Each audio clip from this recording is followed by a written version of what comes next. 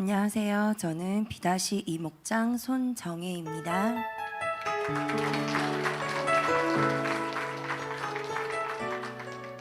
제가 살던 곳은 충주 근처의 작은 시골 마을 수안보였고, 충주 시내에 가려면 30분에 한 대 다니는 버스를 이용해야 했습니다. 어느 날 엄마가 시내에 볼일을 보러 가셨는데 조금 뒤 아빠를 다급히 찾는 소리가 들려왔습니다. 버스가 계곡 아래로 추락해 전복되었고 엄마가 그 버스를 탓하고 했습니다. 모두 죽었다 라는 이야기가 들려오며 공포가 엄습했습니다. 모든 것이 정지된 것 같았습니다. 생각도 몸도 움직일 수 없는 절망 속에서 저는 바로 무릎을 꿇고 기도했습니다. 하나님, 엄마를 살려주세요. 살려만 주신다면 죽을 때까지 11조 생활을 하겠습니다. 울며 간절히 기도했더니 기적이 일어났습니다. 엄마는 아무 일도 없다는 듯 집에 돌아오셨습니다. 알고 보니 엄마는 버스를 타려던 그 순간 화장실이 급해 다음 버스를 타게 된 것이었습니다. 그때는 핸드폰이 없던 시절이라 생존 여부를 바로 확인할 수 없었기에 저는 엄마를 만나는 순간 안도의 눈물을 흘렸습니다. 그때 왜 11조가 떠올랐는지 알 수 없었습니다. 어릴 때 할머니가 밥 짓기 전 쌀을 수저로 덜어 모아서 교회로 가져가시던 모습이 떠올랐던 것 같습니다. 10분의 1이라는 말을 들으며 그 행동이 소중한 무언가를 지키기 위한 일종의 의식처럼 느껴졌습니다.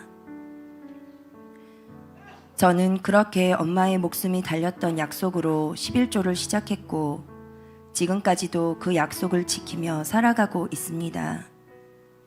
기도의 응답을 받았던 그 순간부터 하나님께서 저에게 믿음을 지키라고 주신 사명이라 여기고 있습니다.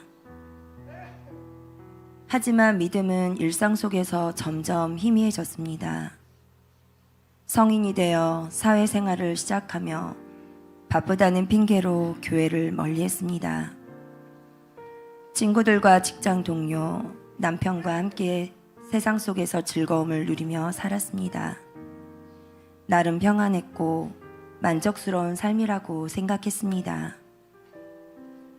하지만 둘째 아이를 통해 삶에 큰 문제가 찾아왔습니다. 남편과의 교육관 차이로 잦은 다툼이 생겼고 심리 상담을 받으면서 경제적으로 큰 어려움을 겪게 되었습니다. 결국 다시 하나님을 찾게 되었고 교회에 나가기 시작했습니다. 그렇지만 정착하지 못하고 여러 교회를 옮겨 다니며 예배보다는 기도만 드리고 11조를 내는 신앙생활로 만족했습니다. 세상에 맞춰 제 방식대로 독불장군처럼 살았습니다. 교회를 다닐 이유보다 가지 못할 이유를 더 많이 찾으며 다시 교회에서 멀어졌고 삶은 점점 힘들어졌습니다. 그러다 예일교회 등록 후 양육훈련을 받으며 깨달았습니다. 제가 살아온 신앙은 삼류신앙보다 못한 것이었고 주님과 멀어진 인생이었다는 것을 알게 되었습니다. 주님은 그런 저를 포기하지 않으셨습니다. 큰아이는 게임에 빠져 있었고 둘째는 나쁜 행동과 쾌락을 쫓고 있었습니다. 셋째도 좋지 않은 영향을 받고 있었습니다. 그 와중에 전세대출 이자를 갚는 것도 너무 힘들어 이사를 가려 했으나 집주인의 연락이 끊겨 이사조차 할 수 없었습니다. 법원에 가며 무료로 법률 상담을 여러 곳에서 받았지만 모두 답이 없다는 말뿐이었습니다. 야간에도 아르바이트를 하며 돈을 벌어야 이자를 갚을 수 있었기 때문에 몸과 마음은 점점 피폐해져 갔습니다. 모든 문제들이 끊임없이 저에게 달려들었습니다. 삶은 최악으로 치닫고 있었고 저는 하나님과 세상을 원망했습니다. 그러다 예일교회에 하나님을 따지러 왔습니다. 그런데 그날 오히려 찬양이 제 삶에 진정한 위로를 주었습니다. 그 후 주일 예배에 빠지지 않고 참여하며 간절히 기도하기 시작했습니다. 처음에는 믿음이 없었지만 기도를 하면 들어주신다고 했기에 가장 급한 집 문제부터 기도했습니다. 놀랍게도 연락이 끊겼던 집주인의 전화번호를 알게 되었고 변호사와 부동산이 모두 불가능하다고 했던 상황이 하나님의 손길로 기적처럼 풀렸습니다. 그 후로도 기도의 응답은 계속되었습니다.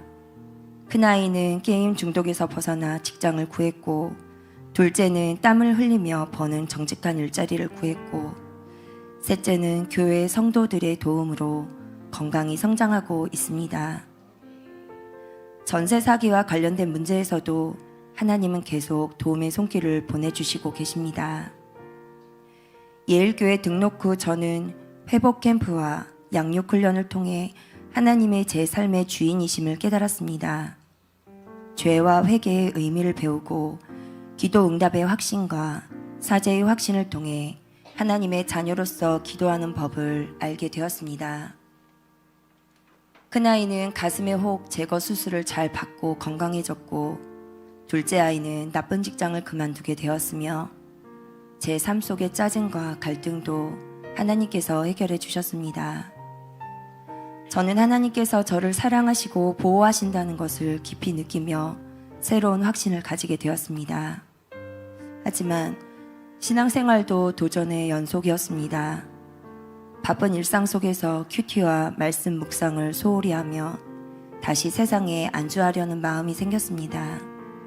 그때 제자훈련의 권유를 받으며 양육반에서 배운 순종의 자세로 하나님의 뜻에 따라 제자학교에 등록하게 되었습니다. 처음에는 기도 응답에 대한 감사함으로 시작했지만 훈련을 통해 하나님께서 제 삶에 어떻게 일하셨는지 더 깊이 알게 되었습니다. 아침에 큐티를 하고 말씀으로 시작하니 아이들을 가르칠 때 지혜를 주셔서 학생들이 수가 늘어났고 갑작스러운 엄마의 무릎 수술로 마음이 어려울 때에도 예일교회 성도님들의 합심해서 기도해 주셔서 수술이 잘 되게 해주셨고 빠르게 회복되도록 도우셨습니다. 야간 아르바이트도 목장 식구들과 함께 기도하니 바로 응답하셔서 좋은 조건의 일자리를 주셨습니다. 최근 엄마가 위독하셨을 때 저는 다시 한번 하나님의 은혜를 경험했습니다. 경남 하동에서 부천까지 사설 응급차를 구하지 못해 절망 속에서 예일교회 성도님들께 기도를 부탁드렸습니다. 그리고 즉각적인 응답으로 응급차가 구해졌고 엄마는 수술 없이 회복하셨습니다. 그 사건을 통해 저는 절대적인 신뢰의 대상을 엄마가 아닌 하나님께 두게 되었습니다. 그 전까지는 모든 도전과 실패에도 엄마가 있다는 이유로 두려워하지 않았지만 이제는 하나님께서 제 삶의 절대적인 보호자이심을 깨닫게 되었습니다. 제자훈련을 통해 하나님께 순종하는 삶을 배우고 앞으로도 어떤 문제가 닥쳐도 주님을 의지하며 기도로 나아갈 것입니다. 하나님께서 저의 삶을 책임져 주심을 믿으며 절망하지 않고 승리의 삶을 살아가기를 소망합니다. 마지막으로 말씀으로 바르게 인도해 주시는 영적 스승이 되시는 담임 목사님께 감사드리며 이 모든 영광을 하나님께 올려드립니다.